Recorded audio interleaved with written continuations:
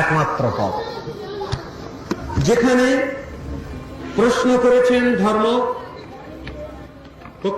পক্ষীর অবস্থায়, পাখির অবস্থায় যে ধর্ম, তিনি পরীক্ষা করছেন, প্রশ্ন করছেন ধর্মরাজ যুধিষ্ঠিরকে। আপনারা জানেন ব্যাপারটা, তাকে প্রশ্ন করেছেন। পাণ্ডবগণ যখন অজ্ঞাতবাসে আছেন, অত্যন্ত তৃষ্ণার্ত তারা, কনিষ্ঠ পাণ্ডব তিনি জল আনতে গেছেন একটা পুষ্করিণীতে। সেখানে একটা পাখি গাছে ছিল, বলছে দেখো এই যে সরোবর, এটা আমার অধীনে, আমার কটা প্রশ্ন আছে, সেই প্রশ্নের উত্তর দিয়ে যদি তুমি জল না, তাহলে তোমার কোনো ক্ষতি হবে না, আর আমাকে যদি অবহেলা করো, অবজ্ঞা করো, তাহলে তোমার মৃত্যু হবে এখানে। পাখি একটা কি বলছে, ওর আবার কি প্রশ্নের উত্তর দেবে? তিনি যেই জল নিতে গেছেন, মারা গেলেন। এই করে করে পরপর সব, চতুর্থ, তৃতীয়, দ্বিতীয় পাণ্ডব সব এলেন। শেষকালে যুধিষ্ঠির মহারাজ সেখানে এসে হাজির হয়েছে। আপনি তো যুধিষ্ঠির ধর্মরাজ? বলল হ্যাঁ।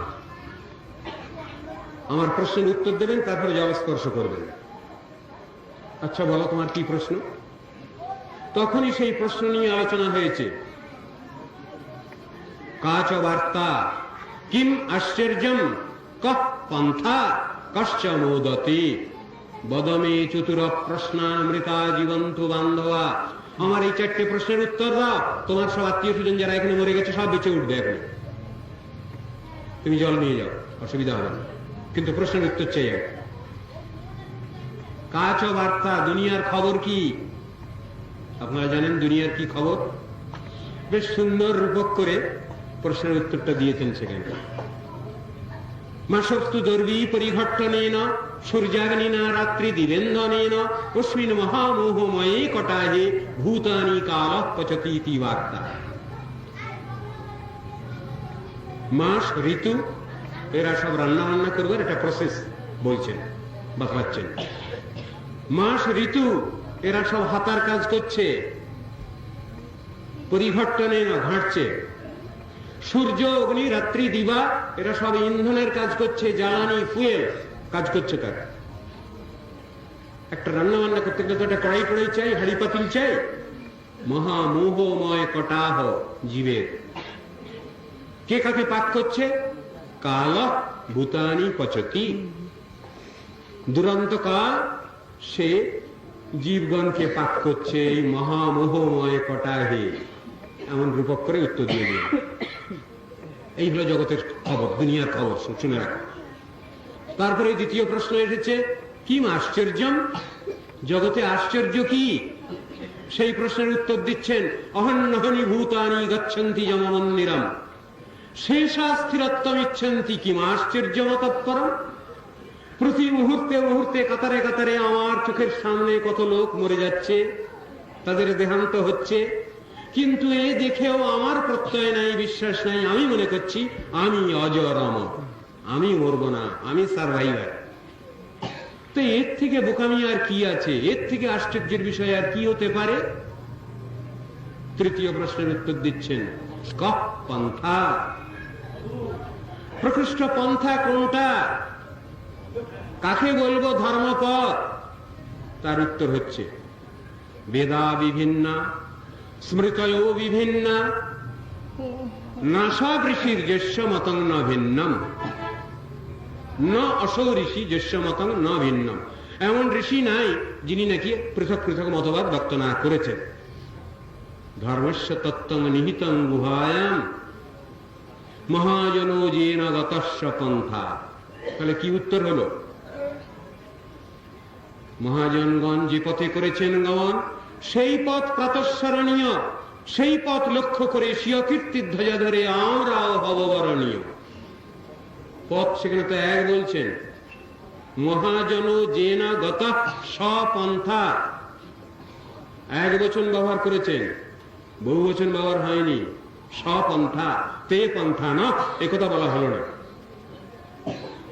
ভগবানকে পাওয়ার যে রাস্তা, সাধন ভজনের যে পথ, সেটা দি অনলি ওয়ে, একমাত্র পথ, সেই কথা বলছে।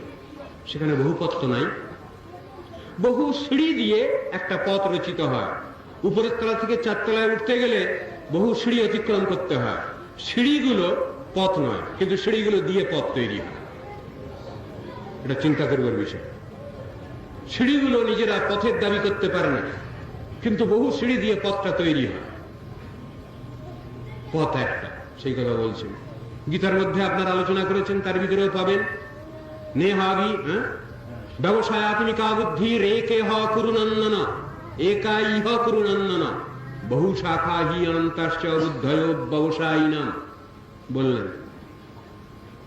ব্যবসায়াত্মিকা বুদ্ধি মানে নিশ্চয়াত্মিকা বুদ্ধি। এক, ভগবানকে পাওয়ার পথ এক, একা। তো ওই যে একায়ন শব্দ ব্যবহার হয়েছে বেদে, উপনিষদে, গীতায়, ভাগবতে, একায়ন মানে হলো এক পথ, ওয়েল মেকাডামাইজড রোড। সেই পথের কথা বলছেন, বহু নয়। ভগবানকে পাওয়ার প্রসিডিওরটা একটু এদিক ওদিক হতে পারে, কিন্তু পথটা এক, সেই কথা বলছেন। সেটা বহু পথ হচ্ছে না। ভগবান যে কথাগুলো বলেছেন তাকে জানবার, শুনবার, বুঝবার পক্ষে সহজ সরল। সেটা কি? তত্ত্বদর্শন, ইউনিভার্সাল ট্রুথ যার নাম, অ্যাক্সিওমেটিক ট্রুথ যার নাম। আমাদের শাস্ত্র সেটা শিখিয়েছেন। যেমন ধরুন, এখন রাত, এখন যদি আমি ইচ্ছা করি যে এখন সূর্যদেবকে দর্শন করব, সূর্যকে কি দর্শন পাওয়া যাবে? শত চেষ্টা করলেও না। হাজার হাজার হাজার জ্বালিয়ে ধরুন আকাশে, সূর্যদেবের মতো আলো হবে না। তাহলে যদি সেই সূর্যদেবকে দর্শন করতে চাই, আগামীকাল সকালের জন্য অপেক্ষা করতে হবে। যখন অদিতি নন্দন সূর্যদেব পূর্বাকাশে, পূর্ব গগনে উদিত হবেন, তখন তার আলোয় আলোকিত হয়ে অনন্ত বিশ্ব জগৎ সবাই তারা পরস্পরকে দেখতে পায় এবং সূর্যদেবকেও দর্শন পায়। সেই কথাই শাস্ত্রে বললেন যুক্তি দিয়ে, axiomatic truth. The sun rises in the east. Axiomatic truth, never in the west. যদি কথা কেউ এসে আমার কাছে গল্প করেন যে শুনলাম আগামী 3 মাস পরে পশ্চিম দিকে সূর্য উঠছে, মশায় জেনে রাখুন, মানবেন আপনারা? হবে না। ওটা axiomatic truth-এর বিরুদ্ধ কথা। শাস্ত্রের যুক্তি দিয়ে এগুলো বোঝানো হলো। উদয়তি যদি ভানু পশ্চিমে দিক বিভাগ শিখাগ্রে প্রচলিত যদি মেরু শীততাং জাতি বন্যের নটলতি খলু ব্যক্তং সজ্জনানাং কদাচিৎ। অসম্ভব যে এগুলো, সেগুলোর পরে কোনো যুক্তিতর্ক চলবে না। তো অ্যাক্সিওমেটিক ট্রুথ যদি আমরা না জানি, আমাদের কি কিছু জানা হয়? তাহলে শাস্ত্র বুঝাচ্ছেন কিভাবে। শাস্ত্রে বললেন দুঃসঙ্গ পরিত্যাগ করো, সৎসঙ্গ গ্রহণ করো। ভাগবতী বলছেন, ভাগবত নিয়ে বসে আছি, তত দুঃসঙ্গমসৃজ্য সৎসু সজ্জিত বুদ্ধিমান। দুঃসঙ্গ পরিত্যাগ করো, সৎসঙ্গ গ্রহণ করো। যদি দুঃসঙ্গ সম্বন্ধে যদি কোনো আমার ধারণা, বাস্তব ধারণা না থাকে, সৎসঙ্গ সম্বন্ধে যদি কোনো বাস্তব ধারণা আমার না থাকে, তাহলে কি করে আমি ছাড়বো, কি করে আমি গ্রহণ করব? এই দুই সম্বন্ধেই আমার কমপ্লিট আইডিয়া থাকা চাই, সৎ এবং অসৎ সম্বন্ধে। তবে তো আমি একটাকে ছাড়বার চেষ্টা করব, একটাকে ধরবার চেষ্টা করব। তত্ত্ব সিদ্ধান্ত এরকম জেনে নিতে বলেছেন, তা না হলে আমাদের সবাই ঠকিয়ে দেবে। ইউনিভার্সাল ট্রুথ শিখতে হবে, অ্যাক্সিওমেটিক ট্রুথ গুলো শিখে নিতে হবে। ধর্মতত্ত্বতে, সনাতন ধর্মের ভিতরে কোথায় সে কথাগুলো আছে, মূল নীতি, মূল আদর্শগুলো, সেইটা আলোচনা করতে গেলেই দেখতে পাই আমরা, যেখানে বলছেন ভগবান শ্রীহরি, আমি পূর্ব ক্ষেত্রে ফিরে আসি আবার। শ্রীহরি সভা তো, এটা তো হরিসভা নাকি, সম্প্রদায়, হরিকীর্তন সম্প্রদায়। তাহলে হরি যিনি, তিনি কে? অনন্ত বিশ্বব্যাপক সেই হরি। কে তিনি? তিনি কি নিরাকার? তিনি কি নির্বিশেষ? তিনি কি নির্গুণ? তিনি কি নিঃশক্তি? এই প্রশ্নগুলো করা হয়েছে শাস্ত্রে। তা নয়, ওটা একটা দিকের প্রশ্ন। বস্তুত সেই হরি সশক্তি, তিনি অখিলের সমৃত মূর্তি। সেই হরি তিনি নিখিল বিশ্বাধার, জগতাধার। তিনি পরম ভজনীয় বস্তু। তার আকার আছে, তিনি নিরাকার নন। কি আকার আছে তার? নিরাকার নিরাকার তো সব শুনতে পাচ্ছি মশাই। তার আকার আছে, বেদের মধ্যেই তার আকার বর্ণিত হলো। বেদের মধ্যে আপনারা যারা ঋগ্বেদ আলোচনা করেছেন দেখবেন তার ভিতরে আছে, মন্ত্র রয়েছে। ওম তদ বিষ্ণু পরমম পদম সদা পশ্যন্তি সূরয়া দিবিব চক্ষুরাততম তদ বিপ্রশো বিপন্ন ভুজগ্রীবংশ সমিংধতে বিষ্ণুর যৎ পরমম পদম। সেই যে ভগবানের যে শ্রীচরণ, সেইখানেই ভক্ত পুষ্পাঞ্জলি প্রদান করছেন। সেইখানে তিনি প্রেমের পুষ্পাঞ্জলি প্রদান করছেন। ভগবানের শ্রীচরণ আছে। আমাদের একজন কবি, তার উক্তি আপনাদের সকলেরই মনে আছে প্রায়, আমার মাথা নত করে দাও হে তোমার চরণ ধুলার তলে। তাহলে তো ভগবানের শ্রীচরণ আছে দেখা যাচ্ছে, আর সেই শ্রীচরণের তলে আবার ধুলিও থাকে। সেই ধুলায় ধূসরিত হওয়ার জন্য কবি প্রার্থনা করছেন। তাহলে ভগবানের আকার নেই কে বলছে? সেই ভগবানের পা আছে, শ্রীচরণ আছে, তাই তিনি হাজার হাজার মাইল দূরে হেঁটে গিয়ে তিনি সাক্ষী দিয়েছেন, সাক্ষী গোপাল যার নাম। সেই ভগবানের শ্রীহস্ত আছে।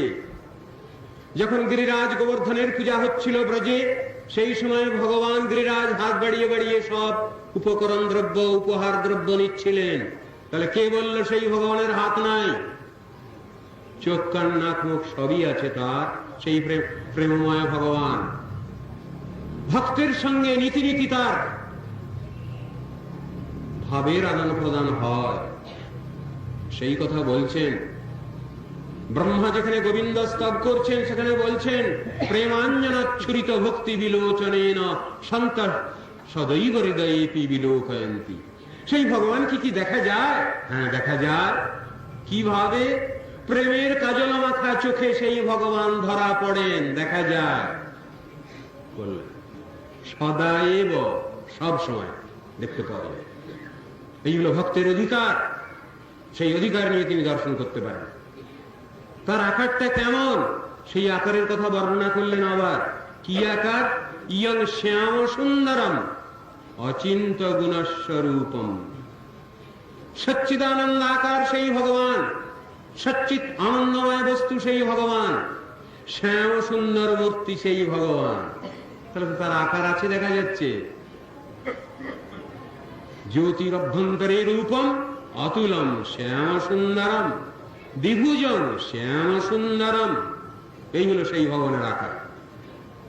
বেদে উপনিষদে বর্ণনা করছেন সেই আকারের কথা। অনেকে বলছেন দেখুন মশাই, আমরা জ্যোতিকে মানি, জানেন, আমরা জ্যোতির্ময়কে মানি না। ভুল থিওরি, হবে না। তা জ্যোতিকে যদি আমি মানতে চাই তাহলে জ্যোতির্ময়কেও মানতে হবে আমাকে। আর জ্যোতির্ময়কে যদি আমি মেনে নিয়েছি তাহলে জ্যোতিকেও মেনে নিতে হয়েছে, কাকেও বাদ দিয়ে নয় কোনোটা। সুতরাং যদি প্রশ্ন আসে সেই ভগবান সাকার কি নিরাকার, শাস্ত্র উত্তর দিয়েছেন সেই ভগবান সাকার নিরাকার উভয়ই, যুগপৎ, সাইমালটেনিয়াসলি। সেই উত্তরই দেওয়া আছে শাস্ত্রে। সুতরাং ভগবানকে যদি ভালোবাসতে যাই তো ভগবত তত্ত্ব এইভাবে শাস্ত্রে বিশ্লেষণ করেছেন। এটা যেমন তত্ত্ব দর্শনের দ্বারা আমরা জেনে নেব, তেমনি আবার আছে এটা অনুভূতি, অনুভবের বিষয়। It is a matter of realisation. সাধন ভজনের তরিকা হলো সেইটা, ওইটা হলো আসল জিনিস। তত্ত্ব দর্শন তো অনেকেই জানেন, বিচারের কথা তো অনেকেই বলতে পারেন, কিন্তু তাতে সাধনার ক্ষেত্রে উচ্চতম অবস্থা ব্যাখ্যা করা যায় না। সেটা সম্পূর্ণ চিন্তা ভাবনার বিষয়, ওটা অনুভূতির ব্যাপার। তাই যতদিন পর্যন্ত আমরা এই জড়জগতে থেকে সাধনের উদ্দিষ্ট যে বিষয় তাকে উপলব্ধি করতে না পারি ততদিন পর্যন্ত যে জ্ঞান আমরা আহরণ করছি এই জগতে, ওই তাকে জ্ঞান শব্দই বলা হবে। সেই জ্ঞান যখন বাস্তবে রূপায়িত হয় তখনই তার নাম হলো বিজ্ঞান। আমাদের সনাতন আর্য ঋষিগণ বিজ্ঞান শব্দের এই অর্থ দিয়েছে। উপাস্য বস্তুর বিষয়ে যে শ্রৌত জ্ঞান, সেটা যখন বাস্তবে রূপায়িত হয় তখনই তাকে বলে বিজ্ঞান। তো ভগবানকে ভালোবাসতে গেলে এই সব তত্ত্বদর্শনী আমাদের শিখতে হবে, জানতে হবে এবং সেটা উপলব্ধি করতে হবে, তাহলে কিছু হচ্ছে না। যদি বলেন একজন লোক তিনি ইন্টেলেকচুয়াল জায়ান্ট, তাহলে তিনি ভগবানকে পেয়ে গেছেন, না, তা হবে না। যুক্তি দিয়ে বোঝানো হচ্ছে না, সেক্ষেত্রে তিনি অনেক সময় ফেল করতে পারেন, অকৃতকার্য হতে পারেন। কেন না? একটা কথা লেখা আছে, ডেভিল ক্যান কোড স্ক্রিপচার্স। শয়তানও শাস্ত্র এগুলি আড়াতে পারে। তাহলে ইন্টেলেকচুয়ালিজম যে সব থেকে বড় জিনিস হলো তা না, সেখানেই এসেছে অনুভূতির কথা। সেই বিষয়ে যার এসেছে তিনি বাস্তব ক্ষেত্রে উন্নীত এবং তিনি বাস্তব ক্ষেত্রে তত্ত্বদর্শী, সেই কথাই শাস্ত্রে বলা হয়েছে। ভগবানকে ভালোবাসতে গেলে যেমন ইদিকার তত্ত্ব দর্শন জানতে হবে, তেমনি আবার রিয়েলাইজেশনও দরকার, প্রয়োজন আছে। সেটা হলো সব থেকে বড় জিনিস। তাহলে সেই যে প্রেমময় ভগবান, তিনি হলেন সাকার, চিদানন্দাকার। সেই ভগবান সগুণ, সেই ভগবান সশক্তি, অনন্ত শক্তিমান ভগবান শাস্ত্রে বর্ণনা করছেন। কিন্তু শাস্ত্রেতে সব জায়গায় দেখতে পাওয়া যায় তিনটে গুণের প্রধানত ব্যাখ্যা দেওয়া হয়েছে। তার তিনটে শক্তি কি কি? স্বরূপ শক্তি বা অন্তরঙ্গা শক্তি বা লাদিনী শক্তি। আর বললেন জীব শক্তি, যে শক্তির দ্বারা এই অনন্ত জৈব জগৎ সৃষ্টি হচ্ছে। আর একটা শক্তির কথা ব্যাখ্যা দিলেন, যাকে বলা হয় মায়া শক্তি। কে সেই মায়া? তার অপর নাম দুর্গা। তিনি কি করেন? 14টি ব্রহ্মাণ্ডের মালিকানা কর্তৃত্ব করছেন তিনি। এইগুলোকে সব একটা একটা করে জেলখানা বলা হয়েছে, কারাগার। সেই কারারক্ষয়িত্রী তিনি হলেন দুর্গা। সেই কথা শাস্ত্রে বর্ণনা করা হলো, সৃষ্টি স্থিতি প্রলয় সাধন শক্তি রেখা ছায়েব যস্য ভুবনানি বিভর্তি দুর্গা। দুর্গা শব্দের ব্যাখ্যা দেওয়া হলো, এই দুর্গ জগৎরূপ যে দুর্গ, এরই দুর্গের কারারক্ষয়িত্রী তিনি। সেই ব্রহ্মাণ্ড ভাণ্ডদরি দুর্গা দেবী। তারই মায়ায় মোহিত হয়ে রয়েছি আমরা। সেই কথাই বলছেন স্মৃতিতে, শাস্ত্রে, জয়া সম্মোহিতম জগৎ আত্মান ত্রিগুণাত্মকম। জয়া সম্মোহিত। তো সেই যে মহামায়া দুর্গা দেবী, তিনি আমাদের কাছে আবার দুটো স্বরূপ প্রকাশ করেন, শাস্ত্রে লেখা আছে। কিরকম না? এক ভাগ হলো তিনি বিমুখ মোহিনী। ভগবত বিমুখ যারা আমরা, আমাদিওকে তিনি মুগ্ধ করে রাখেন আরো বেশি। এটা হলো তার একটা দিক। আর একটা দিক, তিনি অনুমুখ মোহিনী। আমরা যদি আমাদের ভুল দোষ ত্রুটি যদি জানি, বুঝতে পারি, তখন সেই দেবীর কাছে প্রার্থনা করলে তিনি আমাদের পথ দেখিয়ে দিতে পারেন, বাস্তব পথ, ধর্মপথ তিনি দেখিয়ে দিতে পারেন। গো বাই দিস ওয়ে দেখিয়ে দিলেন তিনি। সেই ক্ষেত্রে হচ্ছেন তিনি অনুমুখ মোহিনী মায়া। আর যারা আমরা এই জগতের জিনিস নিয়ে, দুনিয়াদারি নিয়েই এখানেই ব্যস্ত হচ্ছি, এইখানেই মৌর্ষি পট্টা নিয়ে থাকবো, সবকিছু করবো, তাদের ক্ষেত্রে তিনি বিমুখ মোহিনী। ওরে বটা বেটা হতভাগা, তুই কিচ্ছু বুঝলি না, তুই কিছু চাচ্ছিস, সে চাওয়াটা তোর ভুল, তুই পরে বুঝবি। তো এই জগতের শিক্ষা তো মানুষের দুরকমে হয়। আপনারা জানেন যে শিক্ষা দুরকম, এক হলো দেখে শেখা, আর একটা হলো ঠেকে শেখা। যারা দেখে শেখেন তারা অধিকতর বুদ্ধিমান, আর ঠেকে শিখছেন যারা, তাদের তত বুদ্ধিমান বলা হয় না।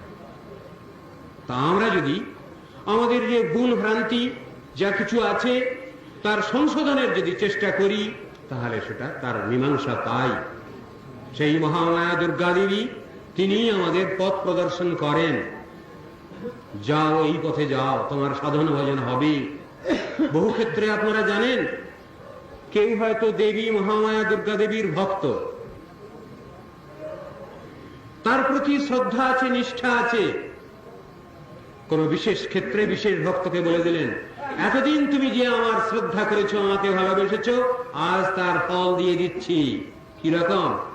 একজন বাসুলি পূজা করছিলেন, আপনাদের ইতিহাস সব জানা আছে। বাসুলি পূজা করতেন একজন, তাকে বলে দিলেন, এই নাও, আমি তোমায় কৃষ্ণ মন্ত্র দান করলাম, তুমি আমার উপাস্য দেবতা তারই ভজন সাধন কর। একজনকে দিয়েছেন। চণ্ডীদাসের কথা আপনারা পেয়েছেন, ইতিহাস আছে ওরকম। গোবিন্দ দাসের ইতিহাস পেয়েছেন, পদকর্তা, ইতিহাস আছে ওই রকম। বাসন্তী দেবীর পূজা করতেন। বাসন্তী দেবী একদিন বললেন, এতদিন তুমি আমাকে যে ভালোবেসেছো, তার ফল তোমায় দিলাম। আমিও আমার যে উপাস্য ভগবান, তোমার সেই উপাস্য ভগবান, তুমি তার ভজন সাধন করো, এই নাও তোমায় মন্ত্র দিলাম। চিন্তা করবেন জিনিসগুলো কি। আর একজন পুজো করতে যাচ্ছিলেন ওই রকম, বিদ্যাপতি, তার বেলায় ওই রকম হয়েছে। নদী থেকে কিছু ফুল তুলে নিয়ে আসছেন, মনে করলেন যে আমি নতুন তুলে নিয়ে এলাম বুঝি।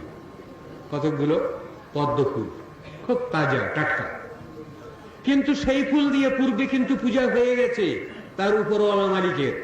সেই ফুল বিসর্জন করা হয়েছে, সেইটা উনি তুলে নিয়ে এসছেন, নিয়ে এসে দেবীর পায়ে দিতে যাচ্ছেন। আর সেই সময় দেবী জিভ কামড়ে হাত পেতে দিয়েছে, হাতে দেয়। কেন মা, তুমি তো অন্যদিন তো এরকম করো না, আজ এরকম করছো কেন? বললেন, তুই জানিস হতভাগা, আমার প্রভুর পুজো হয়েছে এই ফুলে, তুই সেই ফুল নিয়ে আমাকে দিচ্ছিস আমার পায়ে? বোকা কোথাকা। তখন তিনি দেবী নিয়ে মাথায় রাখেন। তাকেও ঠিক সেরকমই ব্যবস্থা দিয়েছেন। আমরা তো তত্ত্ব দর্শন জানি না, বুঝি না, কার ভিতরে কি আছে, কতটুকু ক্ষমতা, কতটুকু অধিকার আছে, কে আমায় কি দিতে পারেন, সে সবগুলো তো আলোচনার বিষয়।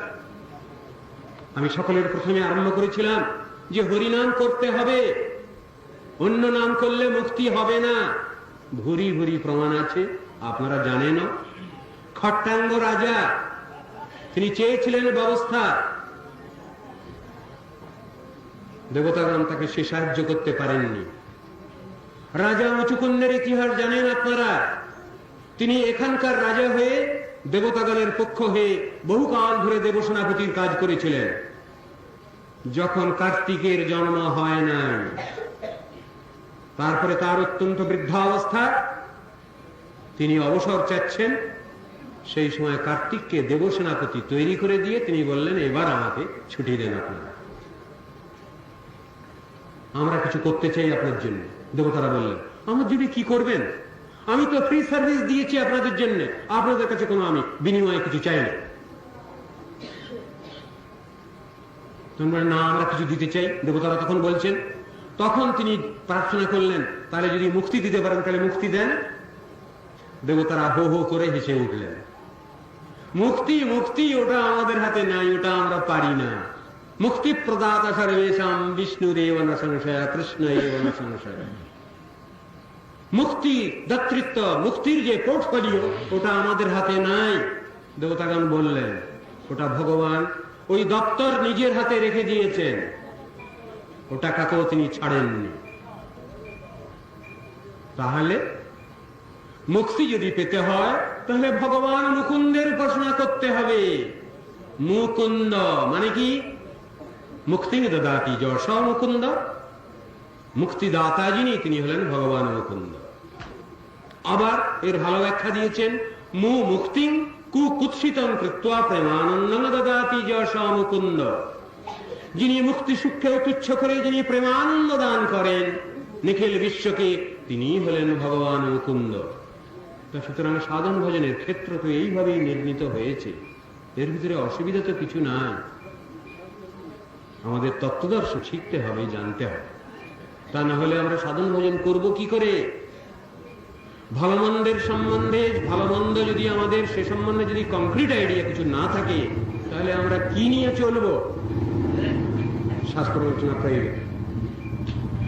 শাস্ত্র কথা বড় কঠিন, মশাই মাথায় ঢোকে না, পড়ছি তো বারবার, মাথায় ঢোকে না। ভগবান যদি দয়া করেন, কৃপা করেন, তাহলে ঢোকে, তা নাহলে হবে না। যম এব এসব বৃণতে তেন লভ্য তস্যৈষ আত্মা বিভ্রণতে তনুষাম। ঈশ্বরের কৃপালেশ হয়তো যাহারে, সেই সে ঈশ্বর তত্ত্ব জানিবারে পারে। অনুমান প্রমাণ নাহে ঈশ্বর তত্ত্ব জ্ঞানে, কৃপা বিনা ঈশ্বর তত্ত্ব কেহ নাহি জানে। ভগবানকে জানতে গেলে তার কৃপাটাই হলো আসল। জীবের ক্ষেত্রে যে সাধনা প্রচেষ্টা, এটা তো রাখতেই হবে, কিন্তু কৃপা সেখানে হলো আসল জিনিস, মূল জিনিস। এই সাধন এবং কৃপা যখন একত্রে যোগযুক্ত হয়, তখনই সাধনে সিদ্ধি আসে। এই কথা বলছেন শাস্ত্র। দুটো পাশাপাশি আছে, সাধন ছাড়া সিদ্ধি নয়, সিদ্ধি ছাড়া সাধন নয়, কৃপা ছাড়া সাধন নয়, আবার সাধন ছাড়াও কৃপা নয়। দুটোই সমপর্যায়ে প্রয়োজন আছে। আমি যদি চুপ করে বসে থাকি তাহলে হবে না, আমাকে প্রচেষ্টা দেখাতে হবে যে আমি কিছু করছি। হে ভগবান, আমি তোমাকে জানতে চাই, বুঝতে চাই, তোমার সান্নিধ্য চাই, এই ভাবটা দেখাতে হবে, তবে না ভগবান এগিয়ে আসবেন। আমি যদি 1 পা এগিয়ে যাই, ভগবান 10 পা এগিয়ে আসেন আমার জন্য। সেই জন্যই তাকে বলা হয়েছে ভক্তবৎসল। তিনি তো জানতে চাচ্ছেন, দেখতে চাচ্ছেন আমার সন্তানরা আমাকে কেমন স্নেহ করে, ভালোবাসে দেখি, ওইটুকু তার পরীক্ষা। ভগবানকে ভালোবাসতে হবে আমাদের। মনঃ কৃষ্ণে নিবেশায়, যে কোনো উপায় হোক ভগবানে আমাদের মনোনিবেশ করতে হবে, ভগবত চিন্তা আমাদের রাখতে হবে, ধ্যান ধারণা রাখতে হবে। সংসারে আমরা যে কোনো কাজই করি না কেন, তার ভিতরে চিন্তা ভাবনাটা রেখে দিতে হবে, ঈশ্বরের চিন্তা ভাবনা। আজ আমি এখানে শেষ রাখছি, আমার বক্তব্য এখানে শেষ করছি। এরপরে হয়তো আরো কিছু অনুষ্ঠান আছে নাকি, এখানে শেষ করি আজ। আজ তো ভাগবত পাঠের কোনো কথাও নাই এর ভিতরে, প্রোগ্রামের ভিতরে। আগামীকাল করা যাবে, এইখানেই রাখি। আগামীকাল এসব বিষয় নিয়ে আরো আলোচনা করা যাবে।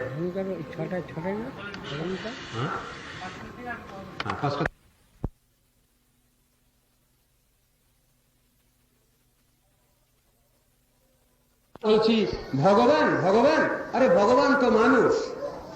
আবার উল্টো করে বলছি আরে মানুষই তো ভগবান। ভুল থিওরি সব। ভগবান চিরদিনই ভগবান, তিনি কোনোদিনই মানুষ নন। আবার মানুষ চিরদিনই মানুষ, তিনি ভগবান নন। আমি এটাকে বিশ্লেষণ করছি, এখানে যুক্তি দিয়ে বোঝাবার চেষ্টা করছি আপনাদের। কবি গাইলেন, সবার উপর মানুষ সত্য, কাহার উপরে নাই। আপনাদের সকলেরই জানা আছে। ঠিক এই কথাই, এরই প্রতিধ্বনি আবার আছে মেকলে। তিনিও বলেছেন এই কথাটা, more than a man you cannot be. একই কথা, সবার উপর মানুষ সত্য, তাহার উপরে নাই। মানে কি? মানুষের মনুষ্যত্বের ব্যাখ্যা করেছেন, তার চরম পর্যায়ে ব্যাখ্যা করেছেন, চরম অধিকার ব্যাখ্যা করেছেন। এখানে কি সেটা? মানুষের মনুষ্যত্ব সাধন ভজননিষ্ঠ ব্যক্তি সেটা প্রমাণ করে তার সাধনাটা।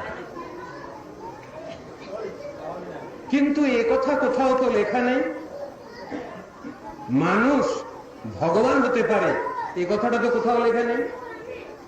ম্যানলিনেস ইজ নেক্সট টু গডলিনেস, এ কথা পেয়েছেন আপনারা সবাই? ম্যানলিনেস ইজ নেক্সট টু গডলিনেস, এ কথাটা শাস্ত্রে বলা আছে।